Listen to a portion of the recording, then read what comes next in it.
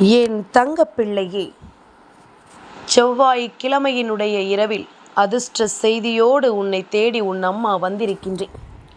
என் குழந்தையே, நாளைய தினம் இந்த ஒரு ஆணின் உதவியோடு உன்னுடைய வாழ்க்கையில் ஒரு பேரதிசயம் நடக்கப் போகின்றது. என் குழந்தையே, பெயரை சொல்கிறேன், யாரென்று கேட்டு தெரிந்து கொள். உன் வாழ்க்கையில் நடக்கக்கூடிய நல்ல விஷயத்தை எப்பொழுதும் உன் முன்னால் கொண்டு வந்து நிறுத்த நான் தயாராக இருக்கிறேன் அல்லவா? அப்படித்தான் இன்றும் உன் வாழ்க்கையில் நடக்கக்கூடிய ஒரு மிக முக்கியமான அதிசயத்தை, நாளை நடக்கக்கூடிய பேரதிசயத்தை இன்றே உன்னிடத்தில் சொல்லிவிட வேண்டும் என்று உன் அம்மா நான் வந்திருக்கின்றேன். உன் முன்னால் நான் வந்து நிற்கின்ற இந்த நேரமானது உன்னுடைய வாழ்க்கையில் இருக்கின்ற அத்தனை துன்பங்களுக்கும் உனக்கு பதிலை கொடுக்க வேண்டியதாக இருக்கின்றது. உன்னை சுற்றி வந்த பல துன்பங்களிலிருந்து உனக்கு நிச்சயமாக மிக பெரிய நன்மைகள் எல்லாம் கிடைக்கப் போகிறது என்பதனை நீ புரிந்து கொள்ள வேண்டும். என் பிள்ளையே, செவ்வாய்க்கிழமையில் உனக்கு ஒரு அதிர்ஷ்ட செய்தி என்னிடத்தில் இருந்து வருகிறது என்றால் எக்காரணம் கொண்டும் அதனை நீ தவிர்க்க மாட்டாய் என்பது நான் நன்கு அறிந்த உண்மை. என் பிள்ளையை பற்றி எனக்கு தெரியும். அதனால் என் பிள்ளையினுடைய வாழ்க்கையில் நடத்தக்கூடிய விஷயத்தை நான் நிச்சயமாக சரியாக நடத்திவிட வேண்டும் என்று இப்பொழுது வந்திருக்கின்றேன். என் குழந்தையே, உன்னை தேடி வருவது யார் என்று நான் சொல்வதற்கு முன்பாக ஒரு சில விஷயங்களை நான் உன்னோடு பேச வேண்டும். என் குழந்தையினுடைய மனது படபடப்பாக இருக்கின்றது. ஒரு பதற்றத்தோடு நீ சுற்றி வருகின்றாய். முதலில் இந்த பதற்றம் நிற்க வேண்டும், படபடப்பு அடங்க வேண்டும். அப்படியானால் மட்டும்தான் உன்னை தேடி வருகின்ற விஷயங்கள் எல்லாம் கொடுக்கின்ற உண்மைகளை உன்னால் தெளிவாக புரிந்து கொள்ள முடியும். ஒரு உறவு தேவை என்றால் அவர்கள் கெடுதல் செய்தாலும் இவர்கள் கண்களுக்கு தெரியாது.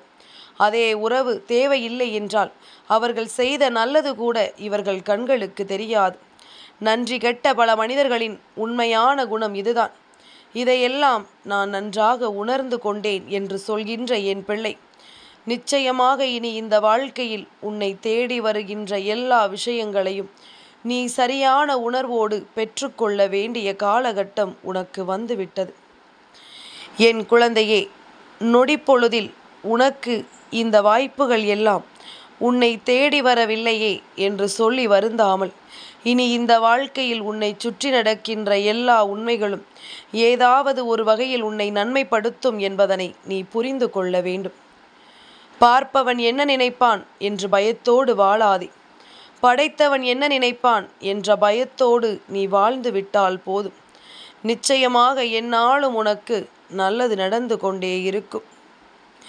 என் பிள்ளையே, நாம் உண்மையாக இருந்து ஒருவரிடத்தில் ஏமாறும் பொழுது நிச்சயமாக அந்த ஏமாற்றத்தை நம்மால் ஒருபோதும் ஏற்றுக்கொள்ள முடியாது என்பது உண்மைதான். ஆனால் இதிலிருந்து நாம் எதையுமே அடைந்துவிட முடியும் என்று நம்பும் பொழுது அந்த நம்பிக்கை நமக்கான வெற்றியை நிச்சயமாக நம் கைகளில் கொண்டு வந்து ஒப்படைக்கும். வாழ்க்கையில் எத்தனை உறவுகள் இருந்தாலும் தனிமை என்பது நிரந்தரமான உறவு. தனிமையில் இருக்கும் பொழுது மனதிற்கு அமைதி கிடைக்கும் என்றால் அந்த தனிமையை நீ நேசிக்கலாம். உன்னோடு இருக்கின்ற உண்மையான உறவுகளுக்கு எந்த வகையிலும் துரோகத்தை செய்யாமல் நன்மைகளை தேடித் திரிகின்ற இந்த வாழ்க்கையில் நமக்கான வெற்றியை நாம் பெற வேண்டும் என்பதனை நீ மறக்காதே. வஞ்சகத்தை நெஞ்சில் வைத்து பொய்யாக கொஞ்சி பேசும் போலி உறவுகள் நஞ்சுக்கு சமமானவர்கள் என்பது உன் நினைவில் இருக்கட்டும். இவர்கள் இப்படித்தான் என்று தெரிந்துவிட்ட பிறகு எப்பொழுதும் அவர்களுக்காக உன்னுடைய வாழ்க்கையில் எந்த ஒரு உண்மைகளையும் நீ இழந்து விடாதே. என் பிள்ளையே, நீரில் எரிந்த கல்லும் இதயத்தில் பதிந்த சொல்லும் என்றும் அழிவது கிடையாது. அவையெல்லாம் எப்பொழுதும் அந்த இடத்தில் நிலையாக நின்று கொண்டிருக்கும் என்பதில் எந்த சந்தேகமும் இல்லை. பேசிய பிறகு தெரியாமல் பேசிவிட்டேன் என்றோ அறியாமல் நடந்துவிட்டது என்றோ சொல்வதில் எந்த பலனும் கிடையாது. அதிகமாக ஆடுபவர்களை கண்டு அஞ்சாதே. எல்லாவற்றிற்கும் கால நேரம் என்ற ஒன்று வரும். அப்போது காலம் ஆடும் ஆட்டம் நிச்சயமாக அவர்களால் தாங்கிக் கொள்ள முடியாத ஒரு விஷயமாக இருக்கும் என்பதனை நீ புரிந்து கொள்ள வேண்டும். உன் சக்திக்கு மீறி நீ சோதிக்கப்படுகிறாய் என்றால் நீ தெய்வத்திற்கு மிகவும் நெருக்கமாக சென்று கொண்டிருக்கிறாய் என்ற அர்த்தம். அதாவது தெய்வத்தினுடைய அன்பினால் தெய்வத்தை மிகவும் அருகில் நின்று நீ தரிசிக்கக்கூடிய பாக்கியத்தையோ, தெய்வம் உன் மீது கைப்பட்டு உன்னை அரவணைக்கக்கூடிய இடத்திற்கோ நிச்சயமாக நீ சென்று கொண்டிருக்கிறாய் என்ற அர்த்தம். எனக்கு ஏன் இத்தனை கஷ்டங்களை கொடுக்கிறாய், என்னால் தாங்கிக் கொள்ள முடியவில்லை என்று சொல்லும் பொழுது என் குழந்தைக்கு வரவேண்டிய ஒரு சந்தோஷம் இதுதான். நாம் தெய்வத்தின் அருகில் நெருங்கிக் கொண்டிருக்கின்றோம், தெய்வம் நம்மை அதிகமாக விரும்புகிறது என்பதைத்தான். எப்பொழுதுமே யாரையும் பேசச் சொல்லி தொந்தரவு செய்யக்கூடாது. உனக்கு பேச வேண்டும் என்று தோன்றுகிறது போல அவர்களுக்கும் தோன்றியது என்றால் தானாகவே உன்னிடத்தில் வந்து பேசுவார்கள். மற்றபடி யாரையும் வற்புறுத்தி நம்மோடு பேச வைப்பது என்பது நிச்சயமாக இங்கு உனக்கு வாழ்க்கையில் எப்பொழுதும் மிகப்பெரிய கஷ்டத்தை கொடுக்கும் என்பதனை நீ மறக்கக்கூடாது. எப்போதும் அனுசரித்து செல்கின்ற உள்ளங்களை காயப்படுத்தக்கூடாது. அவர்களின் உறவு விலை மதிப்பற்றது. இழந்துவிட்டால் மீண்டும் பெறுவது என்பது மிகவும் கடினமான ஒரு விஷயம். என் குழந்தையே, இந்த வாழ்க்கை வலிக்கத்தான் செய்யும். ஆனால் வலிக்காதது போன்று சிரித்து கொண்டே வாழ வேண்டும். அவ்வளவுதான்.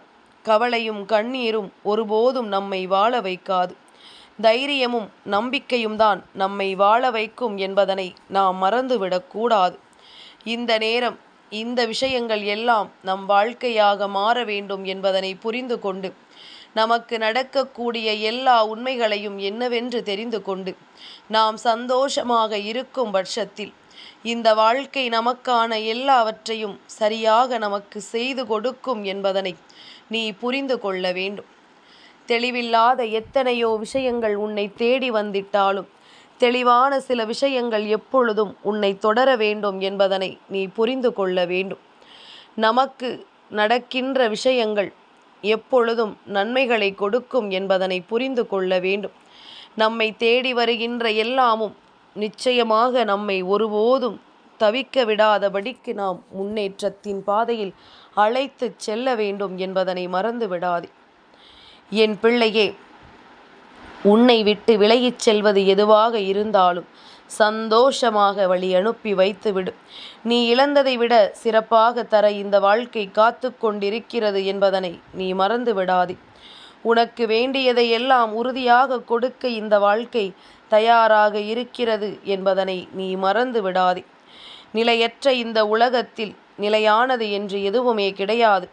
ஒரு நாள் கடந்து போகும், மறுநாள் மறந்து போகும். பாதை உள்ளவரை நிச்சயமாக இந்த பயணம் முடிந்தால் வாழ்க்கையின் இறுதியாக மரணம். இதுதான் வாழ்க்கையினுடைய சுழற்சி என்பதனை ஒருவர் புரிந்து கொண்டால், இதுதான் உண்மை என்பதனை ஒருவர் தெரிந்து கொண்டால் நிச்சயமாக தன்னை சுற்றி வருகின்ற எல்லா விஷயங்களையும் சரியாக உணர்ந்திட முடியும் என்பதனை நீ மறந்து விடாதே. என் குழந்தையே, சந்தர்ப்பத்தை கடந்து உன் வெற்றிக்கு எந்நாளும் உறுதுணையாக இருக்கின்ற சில விஷயங்களை நீ ஒருபோதும் விட்டுவிடக்கூடாது. என் பிள்ளையே, வாழ்க்கையில் எப்பொழுதுமே நம்மை அசத்தக்கூடிய, வாழ்க்கையில் உன்னை உயர்த்தக்கூடிய அதிசயங்கள் என்ன தெரியுமா? வறுமையில் வாடினாலும் மற்றவர்களுக்கு உதவி செய்ய வேண்டும் என்ற ஒரு மனது, தோல்வியிலும் விடா முயற்சி, ஏழ்மையாக இருந்த பொழுதிலும் நேர்மையாக நடந்து கொள்வது, செல்வம் அதிகமாக இருந்தாலும் எளிமையாக இருப்பது, அதிக கோபத்திலும் பொறுமையாக நடந்து கொள்வது, எவ்வளவு துன்பம் வந்தாலும் துணிவோடு இருப்பது, பதவி எவ்வளவு உயர்ந்ததாக இருந்தாலும் பணிவோடு நடந்து கொள்வது. இந்த ஏழும் ஒருவருக்கு இருக்கிறது என்றால் அது அவர்களை தானாகவே உயர்த்திவிடும். அப்படித்தான் உன்னுடைய வாழ்க்கையிலும் உன்னுடைய உயர்வை என்னவென்று பார்க்க நான் விரும்புகின்றேன். இந்த வாழ்க்கையில் உன்னை தேடி வருகின்ற எல்லாவற்றையும் நான் என்னவென்று காண நிச்சயமாக மனம் ஆசைப்படுகின்றேன். எதற்கும் என் பிள்ளை கலங்கி விடாதே. இந்த சந்தர்ப்பங்களையும் சூழ்நிலைகளையும் உணர்ந்து நீ நிச்சயமாக நல்லபடியாக வாழ கற்றுக்கொள்ள வேண்டும். எப்பொழுதும் போல என் பிள்ளைக்கு வாழ்க்கையில் பேரதிசயங்கள் நடக்கட்டும். என் பிள்ளையின் வாழ்க்கையில் பெருமகிழ்ச்சியான விஷயங்கள் ஒவ்வொன்றும் உண்மையாக உன்னை தொடர்ந்து வரட்டும்.